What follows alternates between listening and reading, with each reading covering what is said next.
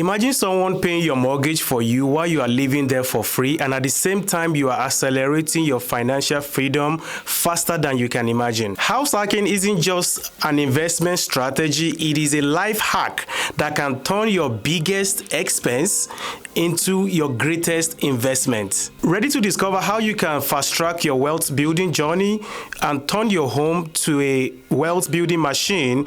You have come to the right place. Let's dive into the video. So every day you actually procrastinate about buying a home, it's actually getting more difficult. From the higher inflation to high interest rate to low inventory to home prices going up, it has become so difficult for a regular or an average American to buy a home.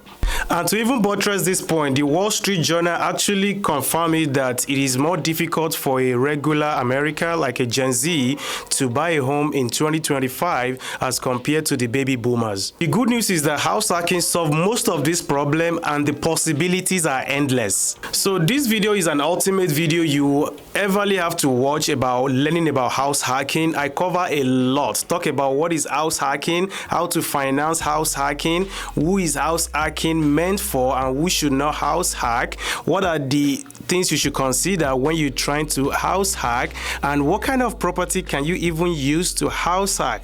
We talk about property management, we talk about researching the market, working with your real estate agent, among other things that you will learn in this video. So please, you want to make sure you watch to the end because I actually drop a lot of gems and a lot of unpopular opinion when it comes to house hacking in this video.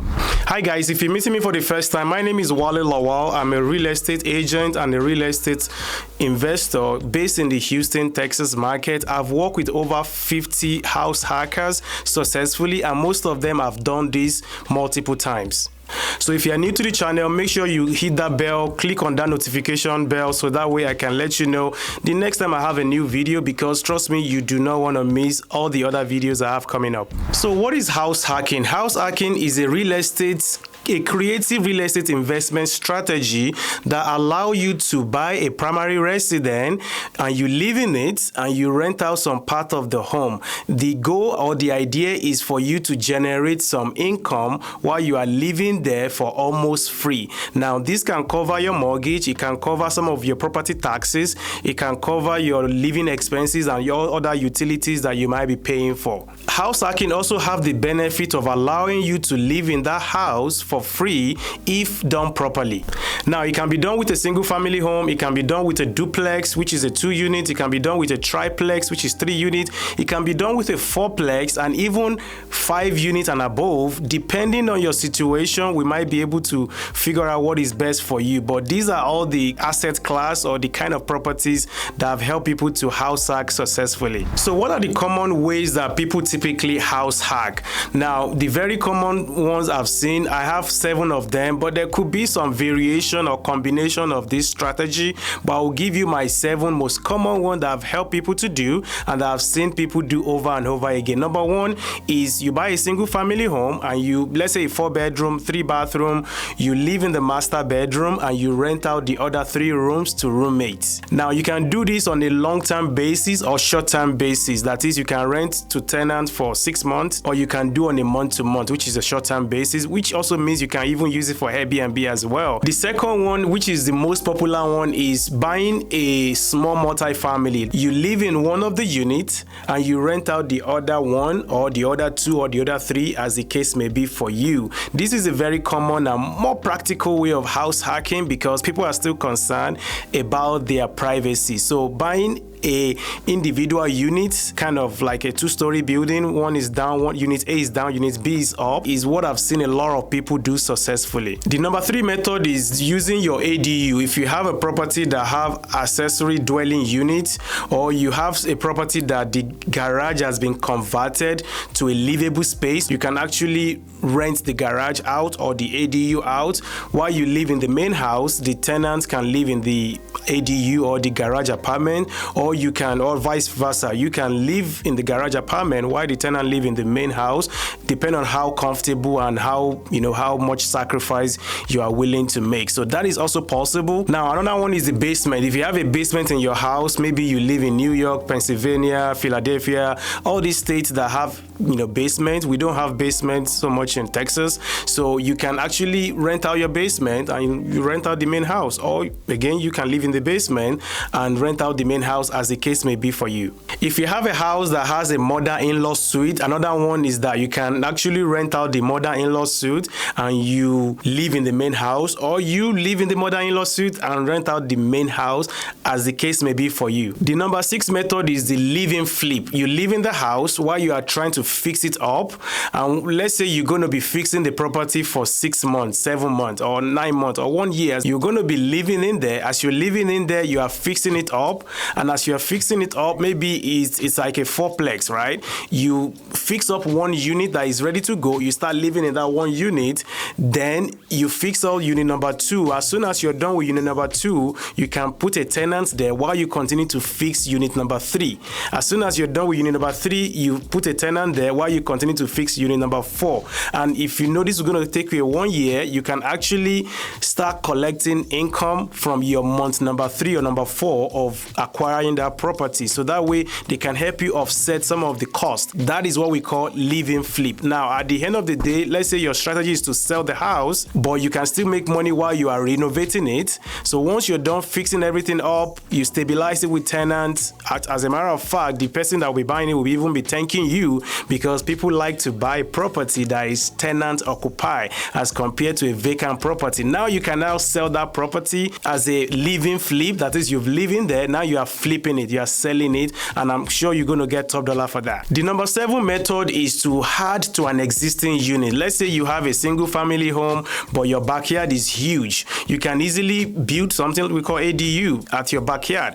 If you don't want to go the expensive route, you can buy a modular home and dump it on that land. Just make sure they have all the utilities like your power, your water, and all those stuff. If you don't want to do that, you can go buy a self-storage and dump it there, and again, make sure it's livable. If you also don't want to do that, you can get one of these Tesla homes and put it on your property and call it additional units and let somebody rent that from you so that you can use the income to offset some of your mortgage. Now, you might be asking me, hey Wale, what are the main advantages of doing house hacking? I will walk you through 10 major advantages that I've seen people realize real life situation about house hacking. Now, talking about the financial advantage, of course, you know that it can help you to offset some of your mortgage. Let's say your mortgage is $3,000 and you have a 2 unit. You live on unit A and you rent out unit B. Let's say unit B is now renting for $1,500 and your mortgage is $3,000. Now you're able to reduce your mortgage by half. So this is a no-brainer for a lot of people that want to save money. The number 2 benefit is that you build equity while you live in the house. Let's say you're going to live there for 1 or 2 years and you bought the property for $250,000, assuming it's a single family home. Now you're moving out 1 year later, that property could be $280,000, $290,000. That is a $40,000 equity you will not have if you didn't make that decision 1 or 2 years ago. Another big benefit, as a matter of fact, this is probably the biggest one on my list, is that people are able to buy an investment property using house hacking strategy and putting as little as 3.5% down. Some people are able to even do it with 0% down. That is, when you're buying a property, if you're going to be an investment property, the lender wants you to put minimum of 20% down. So the way around it is say, hey, I'm going to live on one of the units. Now you are buying a duplex and you are putting as little as 3.5% down to own 2 assets. Let's say the duplex will cost you $600,000. Now you are putting 3.5% down of $600,000 and you are controlling asset of $600,000. You would not have been able to do this if you buy it as a standard investment property, because they will be seeing it as more risk and you have to put 25% or 20% down as the case may be. So this has helped a lot of people to acquire investment property simply by thinking outside the box. The number 4 benefit is that you're going to be learning about real estate investing with little or no risk, and you are learning about landlording as well, which will allow you to make a decision if real estate is actually meant for you or not. Number 5 is that you will develop a property management skills, tenant relationship. You're going to learn all these things, and eventually within that your 1 or 2 years of staying in the house, you will be making a lot of decisions as what your future will be when it comes to real estate investing.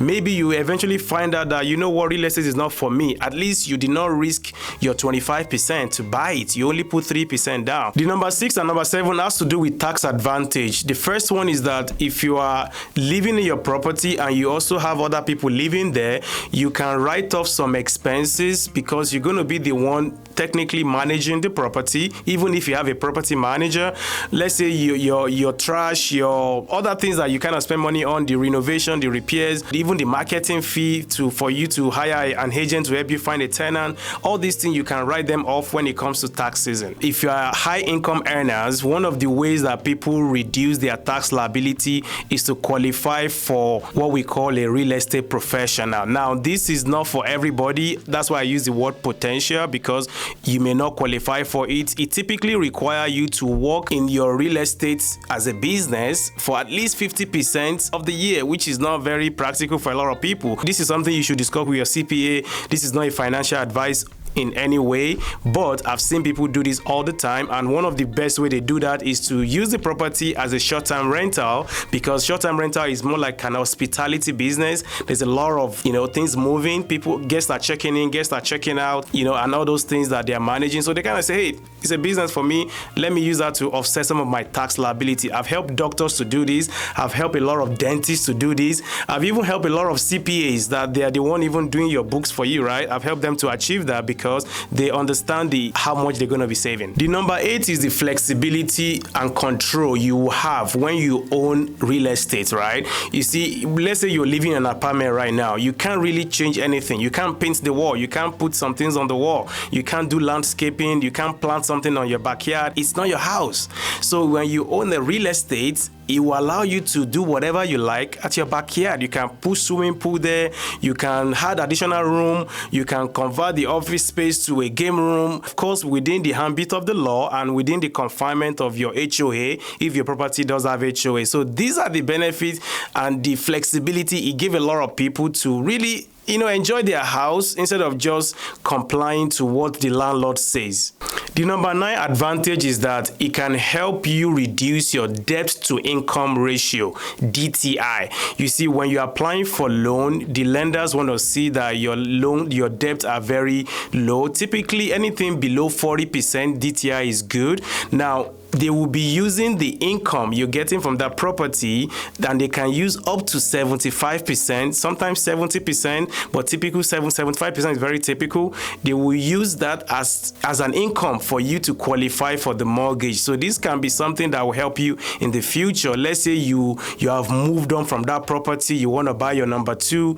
That can be something that will really, really come handy at that time. The last advantage, which is my number 10, is that real estate provides the diversification of your investment portfolio. Let's say you've been doing stocks, you've been doing cryptocurrency, or you are even a business owner. Now you can diversify your assets, your investment into real estate by buying it as a primary resident. You buy 4 units, you live in 1 unit, you rent out the other 3 units with 3.5% down. It's a no-brainer. And above all, real estate has a lot of edges against inflation. So as the inflation go up and down, your property value typically holds steady. Of course, it's not guaranteed, but historically, real estate tends to appreciate over time. So this is something you should think about. If you don't even want real estate, just think about diversification. I cannot wait to connect with you. I do love to help as much as I can. So feel free to reach out to me. Again, my contact information is in the description below. You can always call, text, email me as the case may be for you, and I will hope to connect with you and help you as much as I can. Your financial journey starts with one decision. House hacking could be that gateway that you've been waiting for to get to your dream goal. I do hope you find value in this video. Please make sure to like and subscribe and share with anybody that will benefit from this. Peace, and I will see you on the next one. Oh, before you go, you can actually watch this video here. I have a playlist about house hacking, and you can learn more about house hacking here. Watch it and you thank me later. Peace.